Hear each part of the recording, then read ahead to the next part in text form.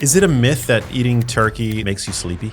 The turkey's not making you sleepy. There's about as much tryptophan in turkey as there is in any other meat. Cheese and like seeds. I think turkey gets this rap because, of like the stuffing and the bread and the carbs and the wine and the copious amounts of food that we consume on Thanksgiving, which more power to you, but the turkey's not making you sleepy.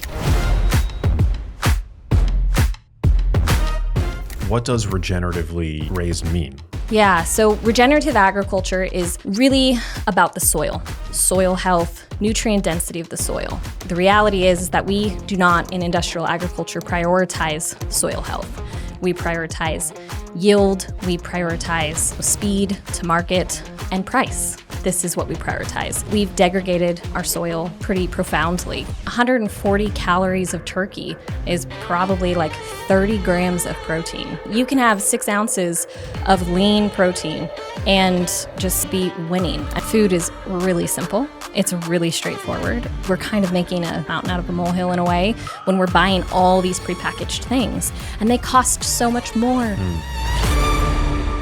Heidi Diestel, welcome to the show. How are you? Awesome. Great. Thanks so much for having me. Thanks for coming out. Well, I'm a fan of the products. I'm a fan of turkey. I love lean protein, as my audience knows, but I'm always delighted whenever I'm at True Food Kitchen, which is one of my favorite places to eat, and you guys are on the menu there. Yeah. And the best lasagna ever. Best lasagna ever. Yes, or turkey burger, but yeah, lasagna I'm a bit impartial to. It's so good. And it's gluten-free. I know. Shout out to True Food Kitchen. Yeah. And all the people that make that restaurant, that chain of restaurants, great. Well, I'm excited to talk to you because, we talk a lot about protein. We don't talk as much about what goes into producing our protein. Mm-hmm. We talk a lot about the benefits of protein on human health, why making protein a priority in one's diet, like the myriad benefits that are associated with doing that.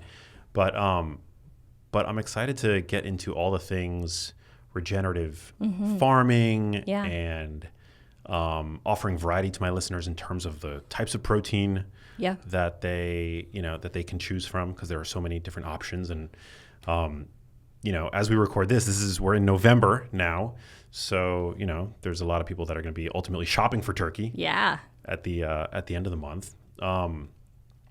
So let's just dive in. But I like to start with something, maybe a question that's a little bit juicier, no pun intended. Mm-hmm. So there are a lot of now plant-based meat alternatives on the market, ultra-processed foods that wear the guise of being a sort of better-for-you alternative to animal protein.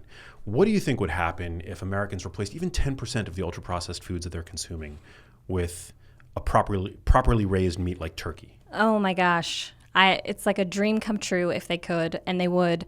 Massive, right? So plant-based proteins, they're not necessarily a complete protein, right? Where turkey, chicken, beef, these are complete proteins, meaning they have all the essential amino acids.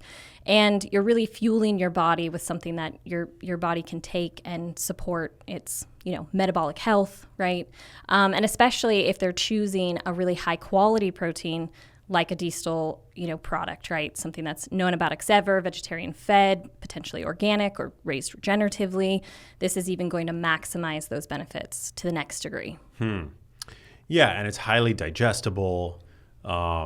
It's got a great amino acid profile, very high in leucine, which is important for stimulating muscle protein synthesis. Yeah. Well, and take an ultra processed, bowl of cereal, right? 140 calories, something in this nature. 140 calories of turkey is probably like 30 grams of protein, right? It's amazing. It's incredible. I mean, you can have 6 ounces of lean protein and just, be winning. I mean, that is so much more satiating.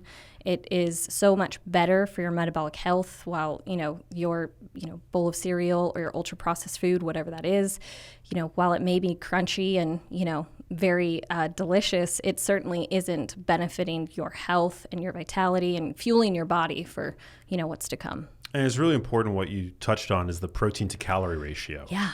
Is so, it's so great when looking at a lean protein like turkey. I mean, there was a new study that came out. I didn't do too deep a dive into it. I just saw the headline, I will admit, but that according to a different framework of obesity screening. About 7 in 10 Americans are now Oh, yeah. not just overweight, but obese.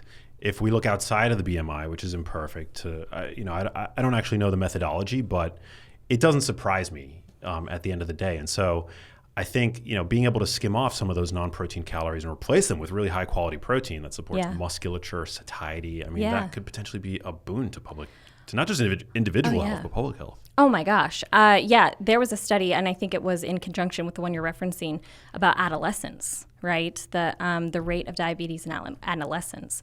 And it's just wild. I had a friend the other day, we were talking, I'm a mom of 3, and she was like, hey, I need some breakfast ideas. Like, what are you feeding your kids?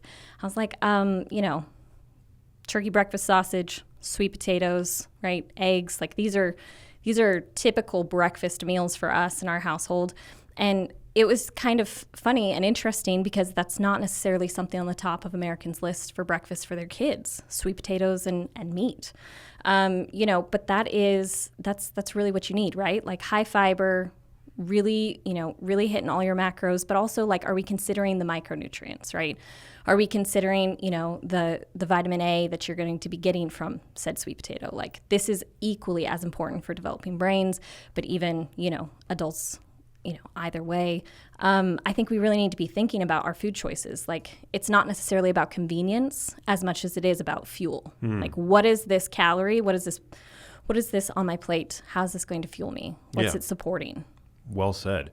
Well, correct me if I'm wrong. You're a 4th generation farmer. Mm-hmm. That's amazing. So maybe you can help us unpack, maybe you can offer my listeners a buying guide of sorts, because there's so many claims being made on turkey products and others. But let's hone in on turkey. You see claims like pasture raised, regeneratively raised, organic. Like, what does all that mean? What should we be looking for? Yeah, I'm even going to go a step back, because it is super confusing. I do apologize as a producer. Our labels are approved by the USDA, and so what you can say and how you can say it are heavily, regulated for good measure. But it still doesn't make it any less confusing. So, kind of backing all the way up, like if you're looking at a conventional product, it'll make a claim like 100% natural. Okay, well, it's natural because potentially it's raw and in the form of a boneless, skinless breast, right, or bone-in thigh or something like this. There'll be a statement that says, the turkey or the chicken doesn't have any hormones or steroids. You'll see a little asterisk next to that.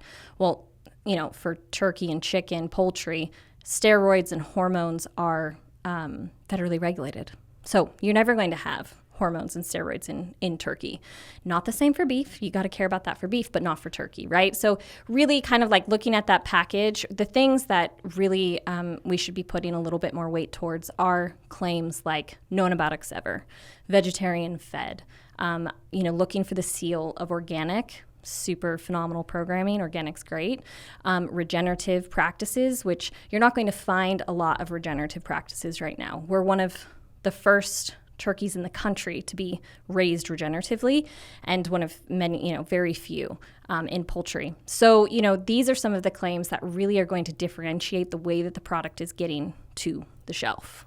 And what does regeneratively raised mean? Yeah, so regenerative agriculture is really about the soil health, nutrient density of the soil, right? So, there's a long-winded story about agriculture and kind of how we ended up where we ended up. But, the reality is that we do not in industrial agriculture prioritize soil health. We prioritize yield. We prioritize, speed to market and price. This is what we prioritize. So we've degraded, our soil pretty profoundly. Quite, it makes me a bit anxious as a farmer, right, for the future of farming, because we haven't prioritized the health of the soil. And so when we look at how poultry fits into that, right, we have on-farm impact. So the birds going out into pasture, we have opted for a multi-species rotational grazing program. So what that means is we have cattle and sheep and goats that rotate in the paddocks with the birds. Every species, contributing to the soil and contributing to the regeneration of that farm and of that land that is in this system. We have taken it a step further because in poultry, the birds are a monogastric animal, meaning they have a single stomach. They're not a ruminant animal. Cows have 4 stomachs. And they consume corn and soy as their feed, right? And so we took it a step further as on-farm and off-farm. Off-farm impact would be sourcing that corn and soy from regeneratively grown sources. So crop farmers that are looking at and improving the soil nutrient density that ultimately ends up in the corn and ultimately ends up in the turkey. Now, does that have are there benefits to that for the consumer, or is that purely like an altruistic play? Well, there are massive benefits to the consumer. Cheap meat is just that. It is cheap meat. And this is again kind of a point that, we have about 85% of the beef production, let's say, is from 4 major players, 3 to 4 major players. Of those 3 to 4 major players, they're all also controlling to a very large degree the poultry supply, right? Wild. Your beef and your chicken, and therefore your turkey, is really coming from 3 to 4 mega conglomerates, okay? Now, they're feeding a lot of people every week. And, if that's where you're at and that's what you can afford, prioritize the protein.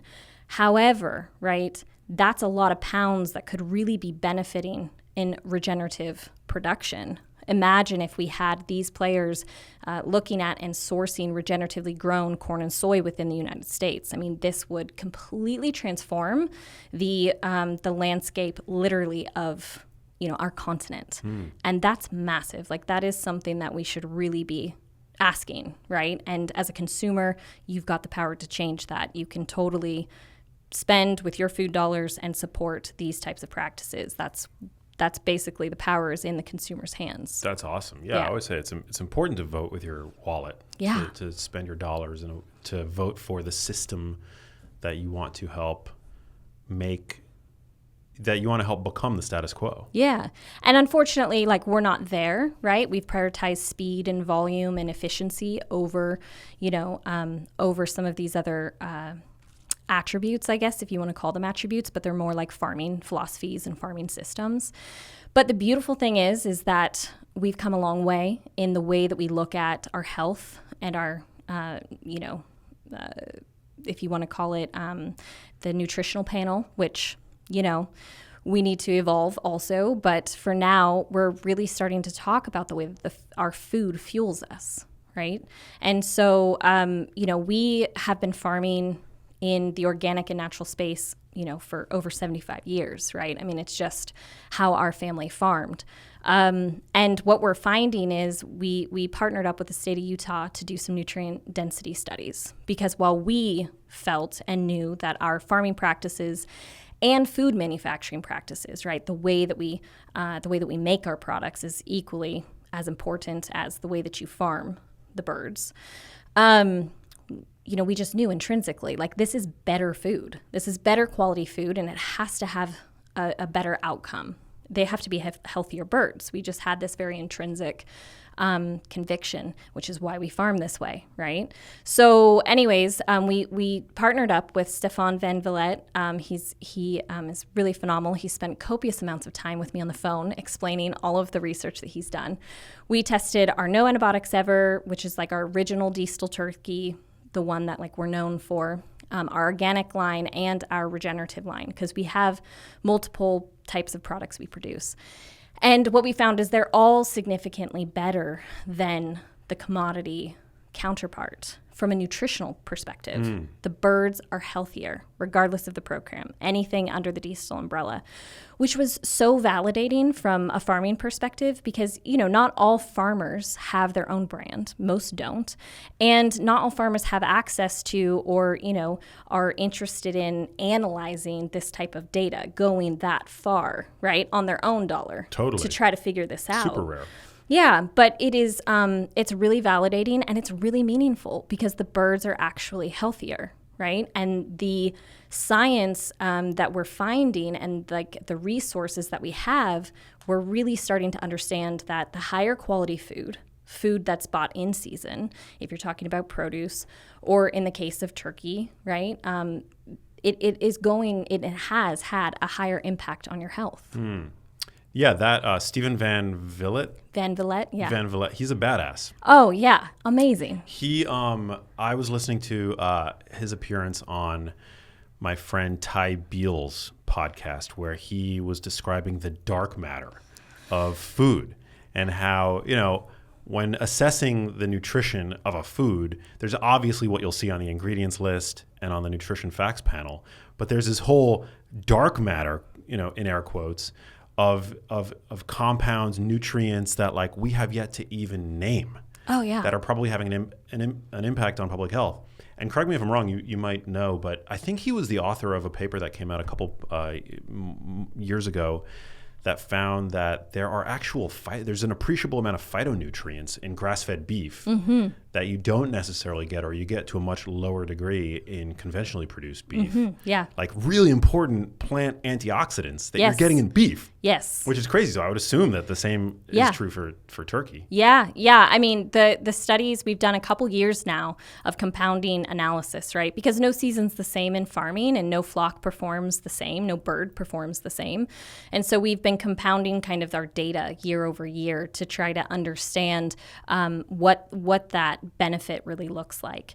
And I mean, the phytochemical levels on average are 20 to 30 times higher. Whoa. Yeah. I mean, it's incredible.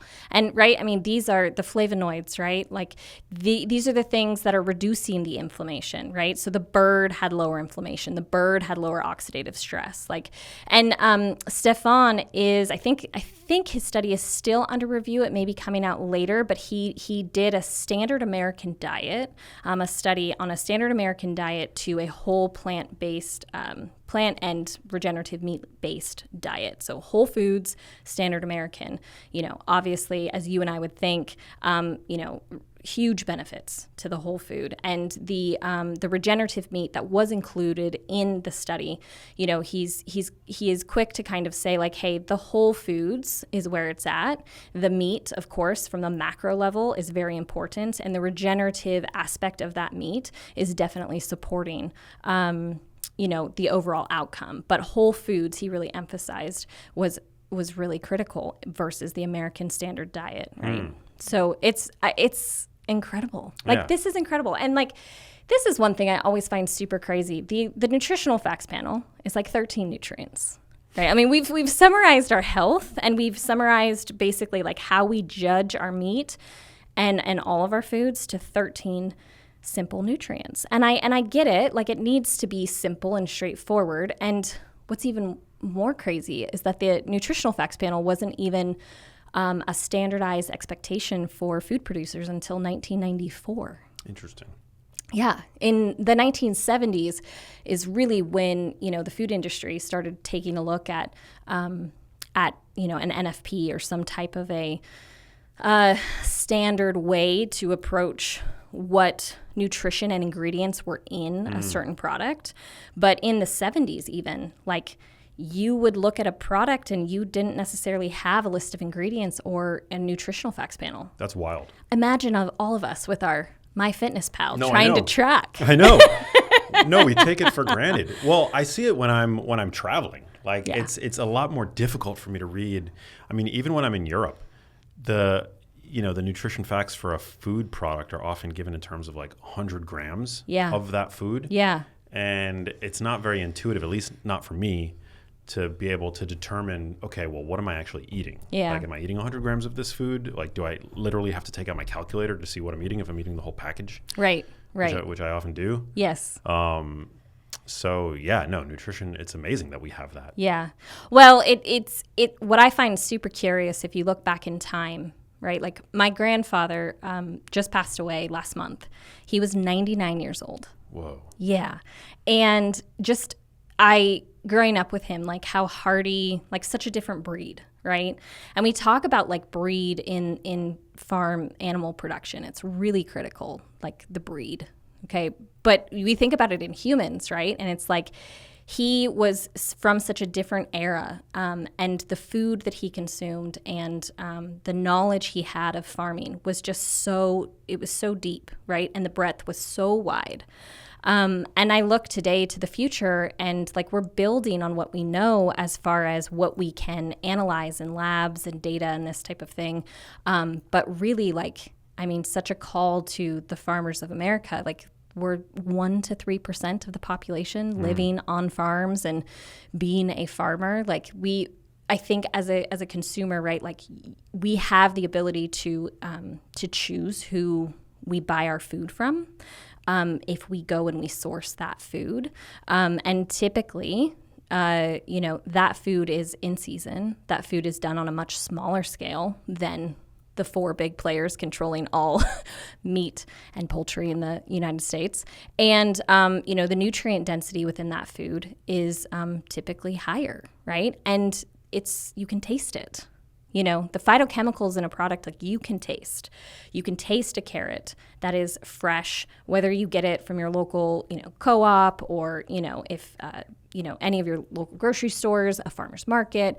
You can taste this, the phytochemicals in that carrot, and flavor follows phytochemicals. Yeah, I find organic to taste better. Yeah, usually. Yeah, I'm health, whatever claims aside, I find that organic produce generally tastes better. Yeah.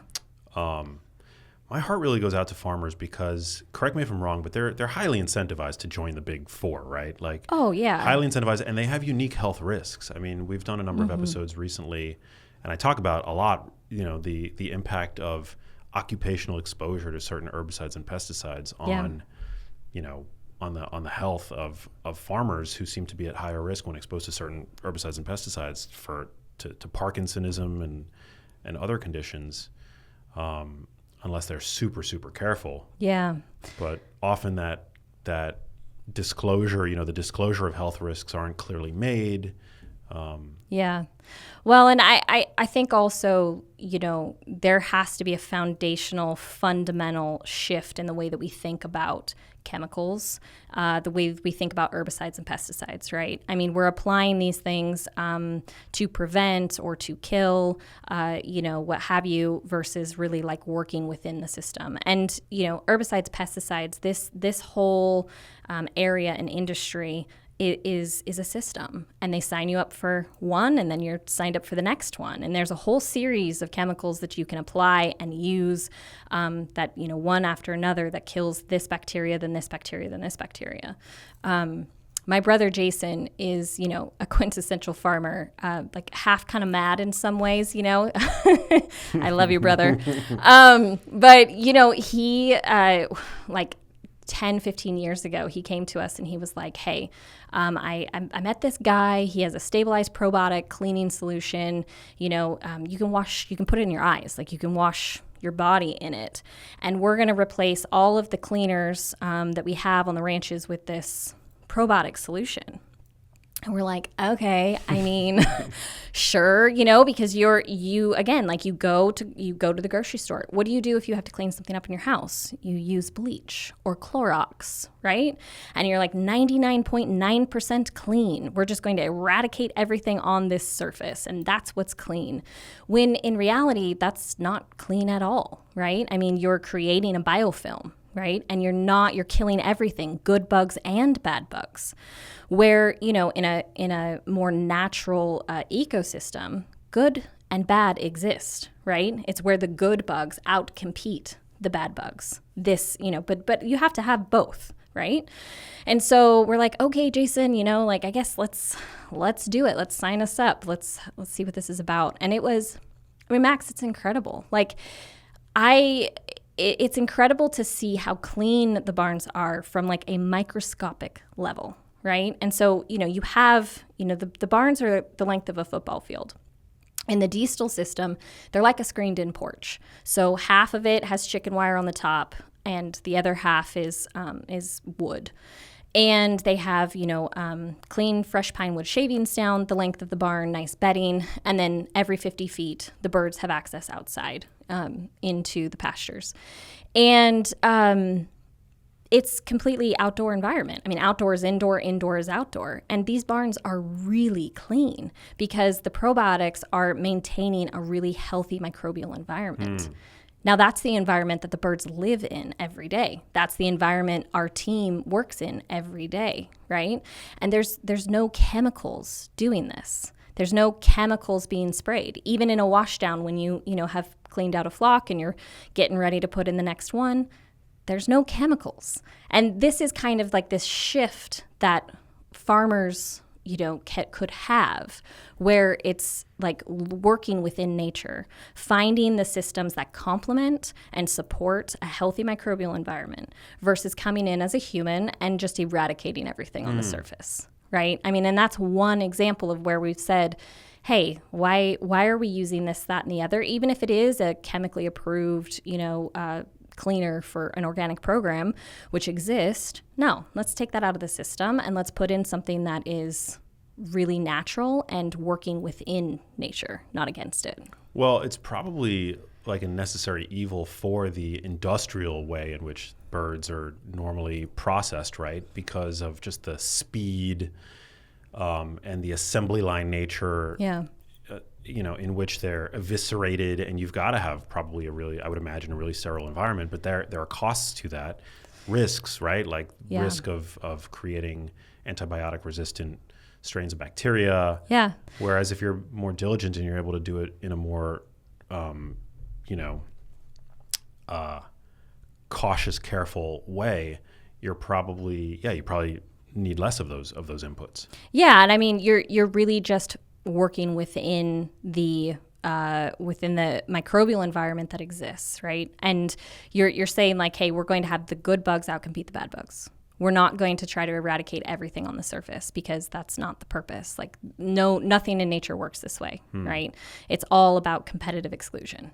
And it's just utilizing, nature will take its course. Nature is much stronger than we give it credit, and we need to just work with it. But again, you would need to be prioritized. But that's not where the money is made. That's not how you get looped into this system, right? I mean, if you can use less probiotics and have a better outcome. And what's crazy is there was like again, my children got me sick a few months ago, that awful stomach bug that was going around, and I was dying. I was like really dying. And my brother's son had come over, and I was like, hey, you're going to get the plague. I called it the plague because it was awful. I was like, you're going to get this plague. And he's like, Heidi, I'll go get some probiotics. And he literally brought me probiotics from the ranch, and I drank them, and I wasn't like perfect in the next 5 hours, but I was significantly better, right?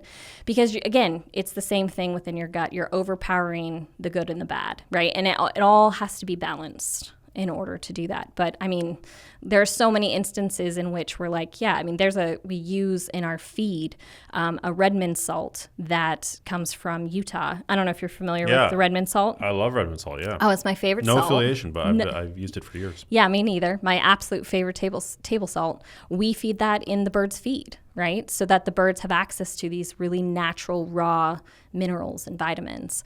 And again, like, the feed is a massive component into the bird's health and vitality. The way that the feed is milled, the way it's fed, the time that it gives the birds to grow naturally. This is a huge component to their overall health. So are birds that are regeneratively raised, are they necessarily then pasture raised?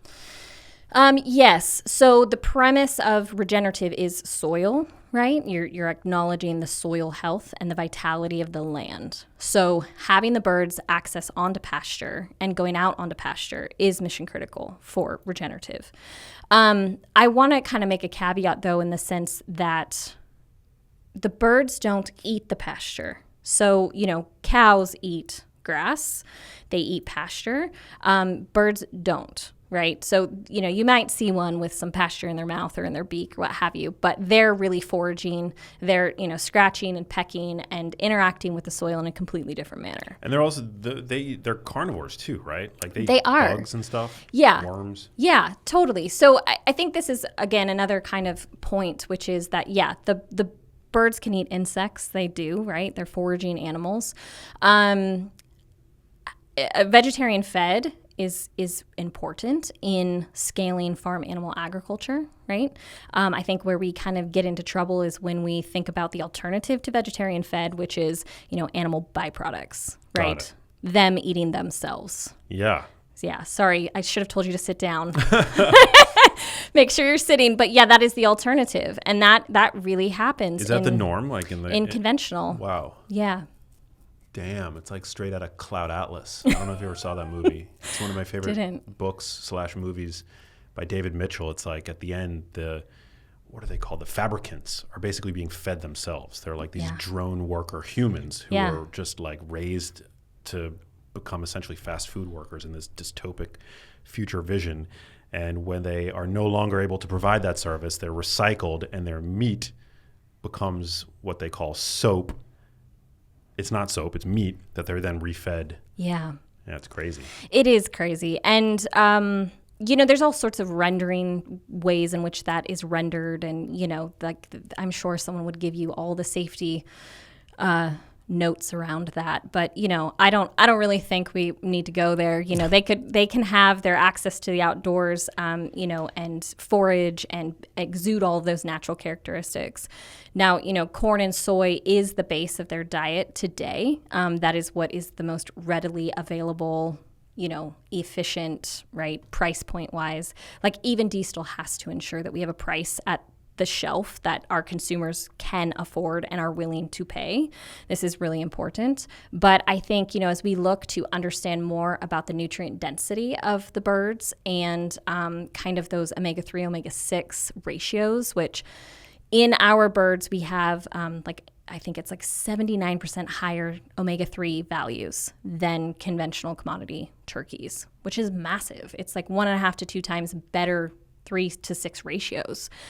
Just massive gains, super neat to see. But I think we can even improve upon those if we look at, introducing other feed options outside of corn and soy, which is a bit of a pet project of ours. And I think, something that would be really exciting for the future to just, kind of, again, look to see how we can improve the nutrient density of the meat even that much further.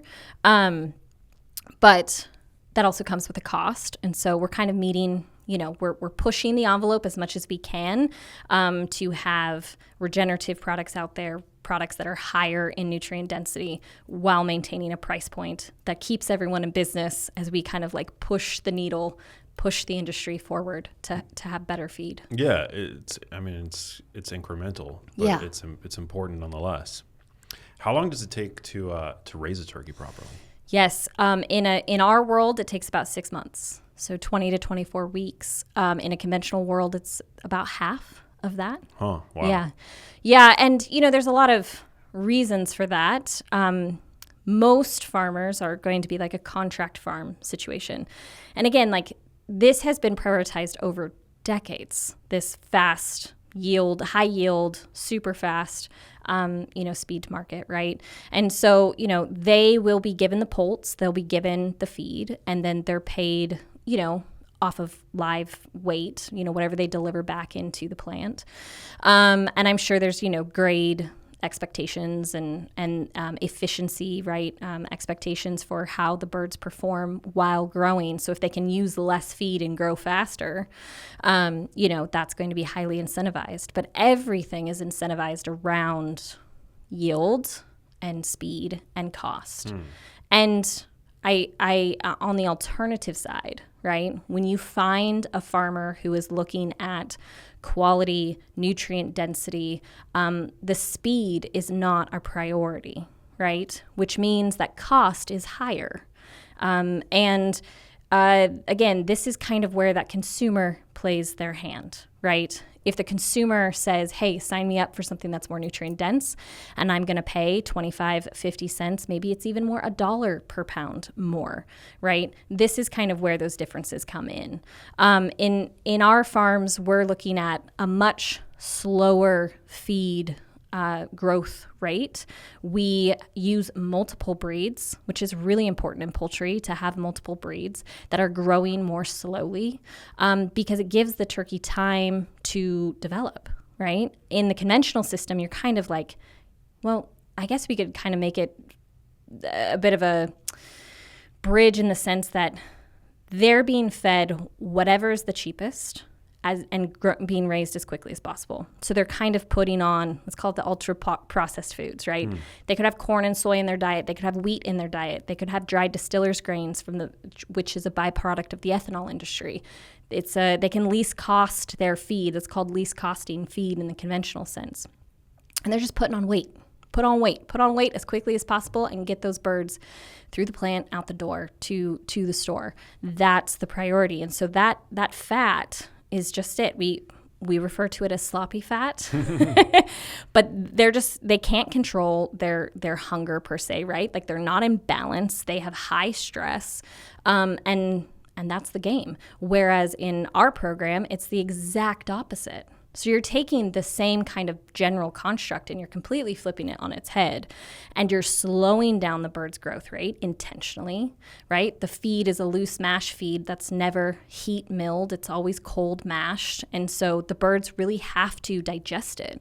They have to eat it, consume it, and digest it, slowing their growth. And one of the things that I found super incredible is that when you look at the fat in the data, it had an overall lower lipid level, right? So it was a much cleaner, lower saturated fat. Now, obviously, turkey doesn't have a ton of saturated fat, and it's not as if saturated fat is a horrible thing, but what it tells us is that the fat quality is significantly higher. And that's where I think it's incredible, because it's the idea that, like, yes, we're all going to have fat, right? But it's not this highly oxidized stress, high omega-6 ratio. It's a much more imbalance fat level. Yeah, I mean, the same thing is true for grass-fed, finished beef. I mean, you get like lower levels of saturated fat, you get higher levels of specific saturated fatty acids that are neutral from a cardiovascular standpoint. Higher omega-3s, lower omega-6s. So yeah, I mean, this totally makes sense. I think a question a lot of listeners are probably wondering at this point is how do these different growing methods modify the taste of turkey and the juiciness of the turkey? Because there is this misconception, I think. I mean, maybe I've been just really lucky in life. I've had a lot of turkey that was really juicy, but there is this, I guess, lore that turkey is the dry white meat. Well, yes, and it can be the dry white meat if it's not raised well. Also, it's not cooked well. Also, if it's not cooked well, I gotta yes. take a little bit of personal accountability. People just don't know how to cook. When you can't cook, just put the gravy on top. That's what it's there for. So that's kind of, again, that slower growing. It really, I'm stealing it from the beef industry, but it's really marbled within the turkey, right? The fat is within the meat, not just that sloppy fat cap that's on top. That kind of cooks off, leaves a super greasy pan and a really dry eating experience. So yeah, I mean, when you're purchasing, as Americans, we celebrate Thanksgiving, we put a turkey on the table. This is mission critical, buying a really well-raised bird, because it's going to roast up juicy, just, by nature of what it is. Now, if you're purchasing, back in the day, they used to give you the turkey when you shopped at a certain store, right? They just give you the bird for free. That's probably not going to perform the same way. So, like, have extra gravy on hand. Have extra gravy on hand if you've got that kind of bird. Not a Diestel Farms bird, though. No. What about sometimes you see, because we are, in that, it is that time of year where you see additional claims sometimes, like enhanced, right? What is all that about? Yeah, I mean, so because the raising practices are quick and fast in the conventional sense, they will also, go ahead and take it a step further by pumping the turkey, phosphates, or with a brine solution or something like this. Again, yields, water uptake. They get to sell you another 10 to 15% of water, and you get to pay for that, $1 a pound, or whatever it is. But they're just like dressing up a bird that they're just putting it, inherently is not as tasty, so they're injecting it with all kinds of flavorants and Yes. things like that. Yeah, and you can see, if you read the package, you'll see where they say, up to 15% inclusion, right? And they won't necessarily call it a brined bird, but that's what they're doing. They're just continuing to put pounds in a bag, and they're selling those pounds to you. Makes sense.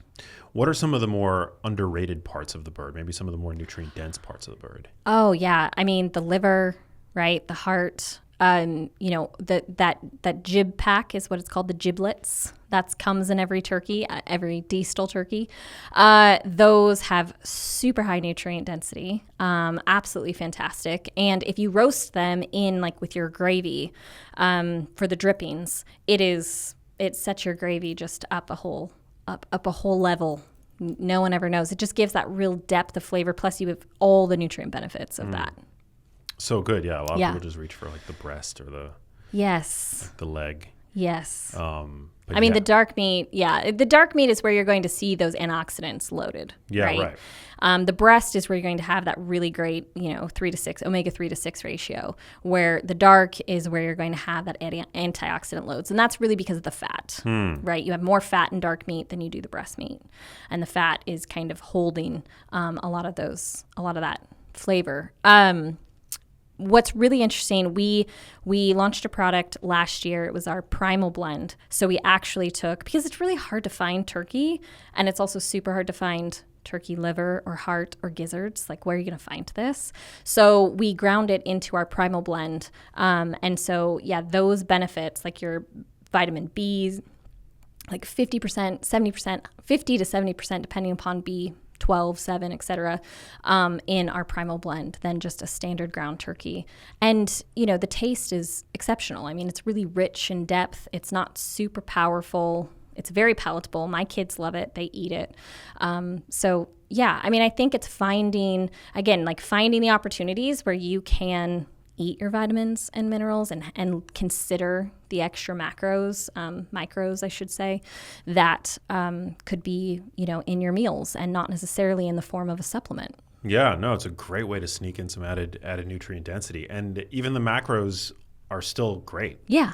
Sometimes you'll get some of those ancestral blends, and they're just, they might be nutrient dense, but they're super fatty. Yeah. Whereas you're still benefiting from the leanness inherent to turkey. Definitely. With your primal blend.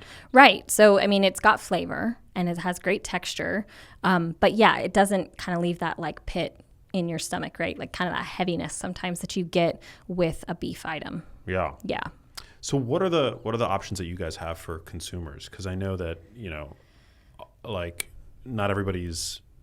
not everybody is regularly putting whole turkeys in their shopping cart, but you have all these different options. Yeah. Ground turkey and deli meat. Listen, the way that us Americans eat turkey is really unique. If you think about it, we have a holiday turkey that we celebrate around, and then we have deli meat. And that's when you're eating a sandwich or a wrap or something like this. And then you have ground turkey, right? These are kind of the formats in which we, orient ourselves to turkey. Obviously, turkey can be used and replaced in any chicken meal. And, I would say it's better. It has more texture. It has more flavor. But, in your ground products, right, we have a whole plethora of ground turkey options. We have this turkey chorizo that is one of my favorite. I literally sometimes, if I'm short on time, will take the chorizo, throw it in a pot, put a can of kidney beans, just straight out of the can in there.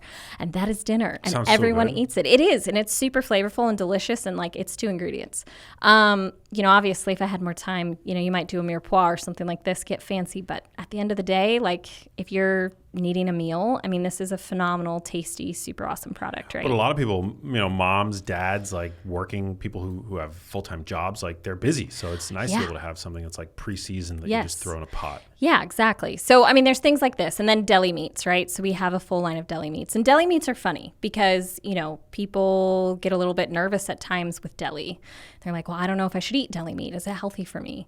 And, our deli meat is, again, not prioritizing, yield and not necessarily prioritizing cost in the sense that, we are using whole muscle like butcher quality cuts. We are, adding the flavor if it's like a peppered or smoked or something like this. And then we're hand netting sometimes. Sometimes we machine net, right? But we have products that are actually hand netted. So someone is netting the turkey breast. It goes on into an open air oven. So think of just like a grand scale oven in from your home to a processing plant, and they're roasted out in the open in the air, right? So you're cooking that. Any water that you add is coming out of it, right? And you're left with this like exceptionally tasty, juicy deli meat that tastes like turkey. And then you have the pecan smoked, if it's, hardwood smoked with pecan wood, or, just simply oven roasted or peppered, you have all that flavor profile that's like on top of it. That's our deli meat. If you read the back of the label, you're going to see that it usually has higher protein, significantly less sodium, and the ingredients you can read and pronounce.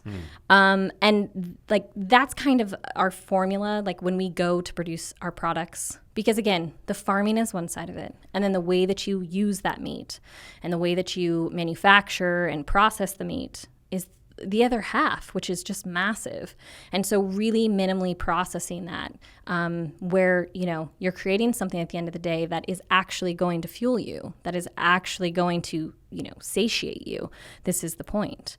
Now, that's our deli meat, and that's our deli meat process, and that's our philosophy, right? The alternative to that is craziness. So I'll give you a little warning this time. Sit down. But the deli meat of, in a conventional sense, you have a slurry that you start with. This slurry is mechanically separated meat, or, it's bits and pieces. It's the remnants of wherever off of, frames, what have you. And it's like, think of a big cement mixer, okay? And it's a slurry in the truest form. You put in all the ingredients, and it's usually consists of like water. Sometimes the like chicken broth will go in there because that's where the flavor comes from, because you're not actually using meat. Nitrates, nitrites, phosphates, even if it's a clean product, right? This is sometimes still the method used. And then that slurry gets piped over and dumped into like a plastic casing. That plastic casing is then put into a steam oven. It's fully sealed, and it's cooked in the plastic. Ugh. Yeah, because you don't want any yield loss, right? You want, like, if you put 110% in to your slurry, you want 110, 115% coming out of the oven. Those are sellable pounds. And then they're sliced and, or whole pieces. And that's where you get that really smooth deli meat. That's kind of where you get that texture that's just like super smooth, almost kind of bouncy in your mouth. That's, this is the alternative. And you can see it in the NFP because the protein content is lower. NFP, Nutrition Facts Panel? Yes, the Nutritional Facts Panel. And the protein content is significantly lower. The sodium content is significantly higher. The ingredients will include, in a cleaner program like potato starch or carrageenan or things like this, or phosphates, nitrates, nitrites. Okay, well, I would say, like, let's not eat that deli meat, right? Like, that's ultra processed. In my opinion, that's an ultra processed item. The majority of the deli meat in market is processed this way. And you can clearly see it when you're standing looking at the deli counter. It's smooth. It's processed this way. Oil browned sometimes, right? So they will dunk it in oil so it has that brown, because they're not going to use real hardwood because that's expensive. But I mean, at the end of the day, we have to ask ourselves, why am I producing this? Am I producing this for food consumption because it's going to add to your satiety, to your life? It's going to benefit you? Or am I making this for, a P&L statement? Yeah, I mean, that's where I think the flaws with the way that we currently do nutrition science really become plainly observable when it lumps all processed meat into this sort of monolith category, when there's the meat that's processed the way that you described, and then there's meat that's processed in the way that it's like that you also described, the way that you do it, and the sort of super low resolution, avoid all processed meat. I personally I don't think that applies to meat being produced the way that you're doing. I mean, if you take a step back, even ground ground turkey, ground beef is technically processed. Yeah.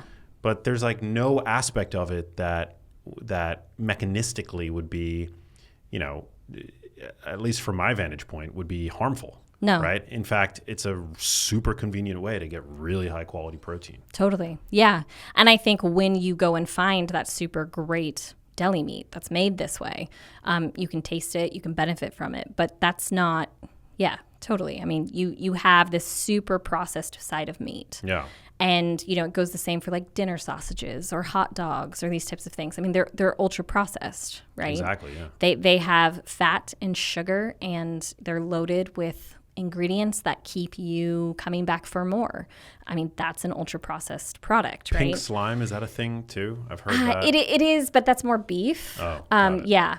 I mean, I made up the slurry idea because I didn't know how to describe it. It was shocking when, seeing it, because I know our processes, and you take for granted sometimes what you do and how you do things. So yeah, pink slime is a thing, but not really in this context. Not in this context. Yeah. No, it makes total sense. It's like the nutritional epidemiology of processed meat consumption. I mean, it's obviously, it's not powered to pick up super high quality, well curated, thoughtfully sourced proteins like the proteins that you're describing. Yeah. And I think you should be really thoughtful about convenience. Like, and I'll give you an example. So, there's like fully cooked breakfast sausages. Okay. Well, most fully cooked breakfast sausages that you buy like in the frozen center of your grocery store, they're going to have maybe links or patties. We're going to call them links or patties. They're going to have 11, 12 grams of protein. Okay. Per serving. Cool. Great. 100 and something odd calories, 120 to 140, somewhere around in there. If you went and bought just ground turkey, right?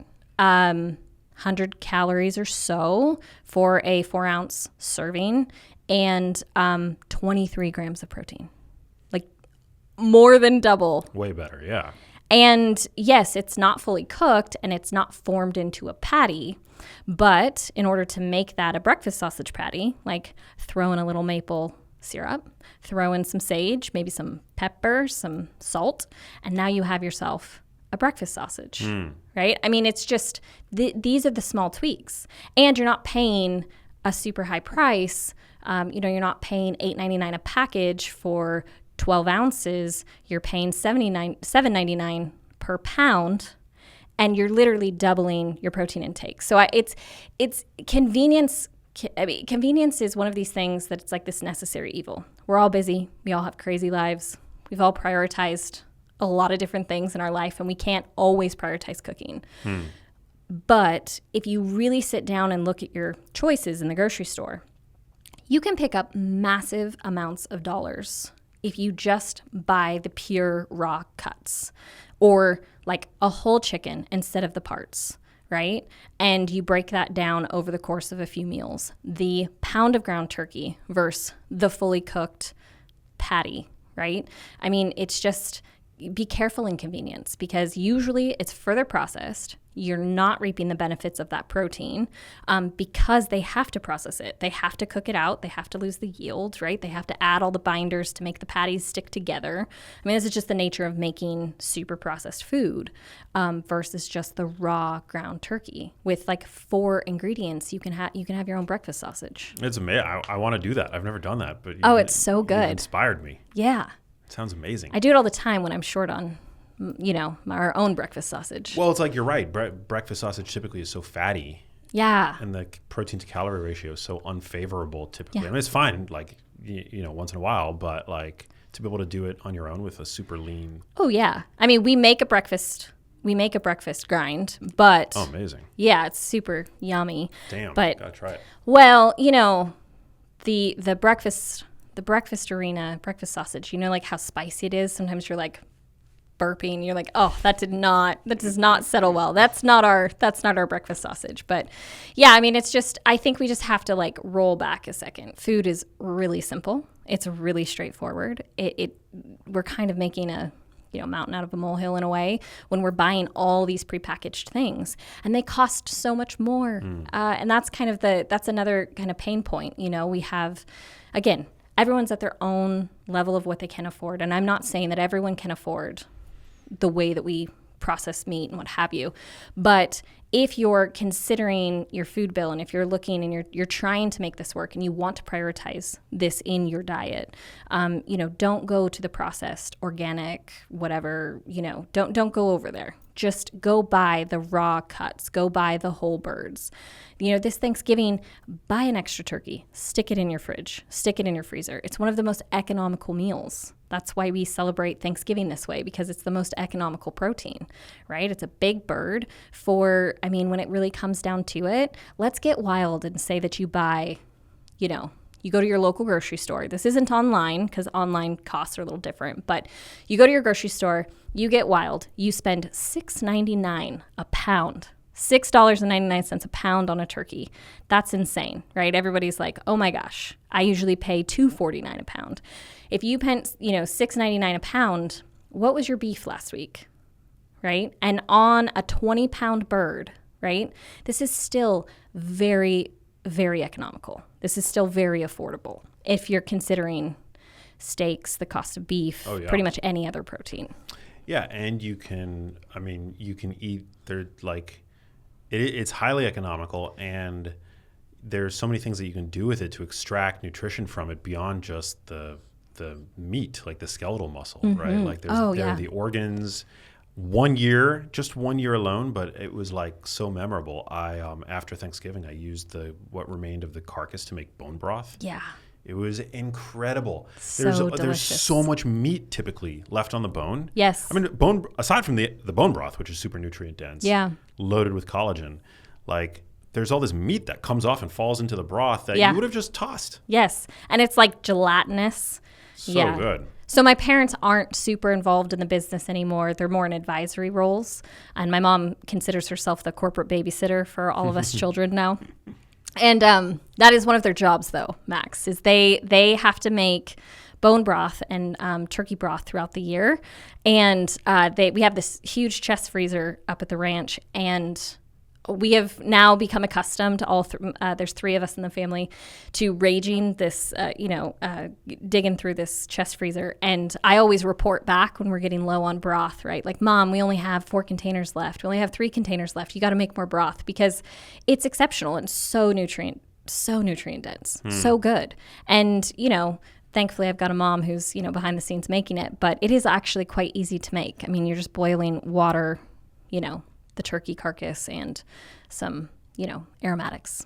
I've heard that turkeys are quirky animals.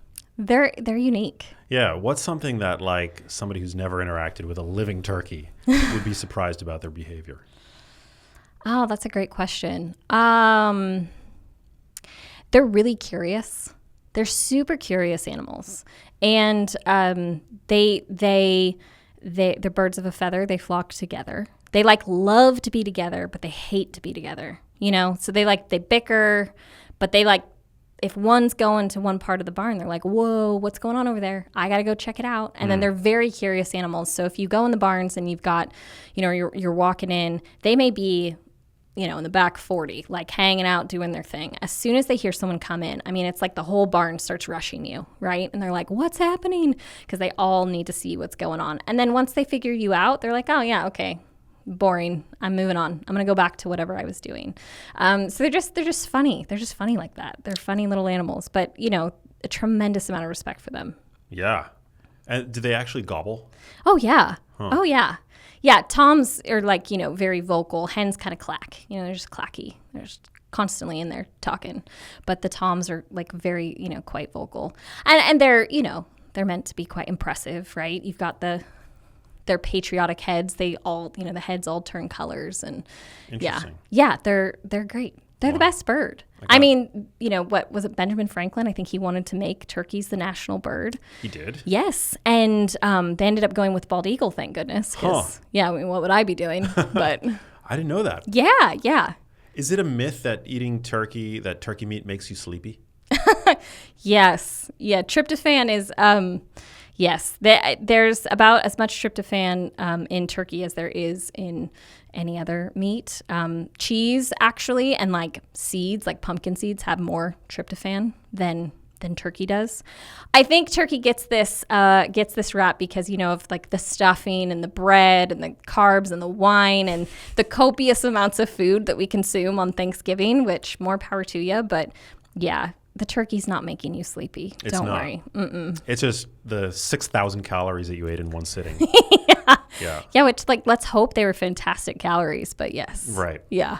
What's the hardest part about raising turkey properly in 2025? The hardest part. The risk, the cost, the instability at times, right, of the market, I think is probably just the general challenges of being a farmer in today's environment is really challenging. I'm so thankful for the social digital era in the sense of connectivity and the way in which we're conveying our message. Like this platform would, our product takes conversation. It takes really understanding the difference to have a tremendous appreciation for it. And once you do understand these things, you're like, yeah, of course, I'm never going back. This is my bird. But that takes a lot of conversation. And so, we're able to do that more and more through our social channels. But also with the social channels, it's this pay to play kind of a game, right? And so you're taking a farmer, I'm a farmer first, right? And now I really need to be a marketing expert. Yeah. And so this is super challenging. We've gotten you out here to Beverly Hills. Yes. Yeah. You're a podcaster. Completely. Yeah. I feel like I'm experiencing the wild in Beverly Hills. Yeah. So, you really have to acknowledge, you have all these farming dynamics, the macroeconomic dynamics, all the things that, of recent, right, the trade and how that's going to impact corn and soy and the cost of production. I mean, you have to think about when you sit down with a buyer or a grocery store, someone who's going to purchase our product wholesale, their first question is, what's your price? Right? The email where you're negotiating the price for your goods is, here's my price. That's the conversation. The conversation isn't nutrient density. The conversation isn't here's all the ways in which I'm different than these competitors. It's just strictly give me your best price. The best price wins. The best price is producing. This is super challenging because I have to reach that consumer, right? Thank you for providing the opportunity and a platform to have a deeper conversation about where your food comes from, because that ultimately determines the trajectory of not only our lives, but yours and the future of our food. Amen. Yeah, if there's one thing that you could tell every American about where their protein comes from, what would it be? Know where it comes from. Source it. Find a company, find a brand like ours or something local to you in your region. They exist. Go find them and support them. And I would say not only for your protein, but also apply this to your produce, apply this to your food. And it could feel a little bit overwhelming, but if you take it bit by bit, if you're really careful and meaning, you're really intentional about it, just know your food source, because it's your dollar, it's the consumer's dollar that is going to change our food system. And farmers like us, there are others out there, they are ready and willing to farm this way. There are plenty of crop farmers who want to care about the nutrient density of the soil, but they have to have a market to sell into. And we have to have consumers that are willing to buy it. And, day in and day out, right? And I think that's one other kind of piece of this that's really critical. We're not mass balancing our initiatives. We're not signing ourselves up for carbon credits, which have a place. But in farming, we're really doing the work. We're buying the feed, milling it, feeding it to the birds. And that is a huge, huge battle in its own right. Tons of effort and energy went into doing that. And the more that we can support the actual farming mechanisms, the more that we can support hyper-local farms that are sourcing this type of grain, supporting regenerative practices, the better off we'll be. You want to know where your food's coming from. Amen. And do the best that you can, right? Yeah, for sure. Again, this is a pendulum, right? Good over perfection. right? Like, we don't have to be perfect, but we certainly need to be in the pursuit of better. Hear, hear. Now, I know that you guys offer direct-to-consumer sales at diestelturkey.com. People can use code MAX and get 30% off of your first order of $60 or more, I believe. So code MAX, diestelturkey.com. But also, you guys are in a bunch of retailers across the U.S., are you not? Yes. Yeah. So we are, our regenerative birds are actually nationally distributed through Whole Foods Market. So that's super great. You can go to Whole Foods and find our regenerative turkeys there. You'll also find some of our heirlooms across grocers, but also like local to the Western United States, like all of your natural co-ops, regional grocers, like in San Diego, like a Jimbo's, up in the Pacific Northwest, New Seasons, the Bay Area, like a Little Nugget. Like, these guys are the heart and soul also of food, and I would encourage you to go check them out also. Hell yeah. Well, this was so fun. Heidi, thanks for coming out. Yeah, thank you for having me. I mean, I'm the luckiest person in the world because I get to have these kinds of conversations here on the podcast and get to do a really deep dive into where my food is coming from. So, I guess it takes a level of curiosity that I implore, all of the people listening to this, watching this, to cultivate. But thank you for the work that you do. Yeah. I love farmers, and yeah, I'm excited to try all of your different wares. You came in here with like a freezer bag full of stuff. I needed to make sure you knew and could experience all the turkey wonder. I'm so grateful. I've got one last question for you, but before we get to that, where can people connect with you if they have, follow-up questions from the show on social media, and maybe just drop the website once again so that people can check it out? Yeah, so at Diestel Family Ranch on Instagram, and then diestelturkey.com is our website. We list a phone number, and you can legit call the ranch, and a human will answer. So we are all about accessing, us directly. So if you've got a question, give us a call. Our team is more than happy to chat with you about where your food comes from. So complete transparency. Amazing, and we'll put the link in the episode description and the show notes. So yeah, check them out, everybody. diestelturkey.com. Heidi Diestel, what does living a genius life mean to you? Never give up, never be satisfied. Keep pushing, keep yourself educated, keep learning. Hear, hear. Love it. Thanks for coming out. Thanks for having me. Thank you guys for listening. Share this episode with friends and loved ones who will benefit from it, and I will catch you on the next episode. Peace, everybody. Hey, if you liked that video, you need to check out this one here, and I'll see you there.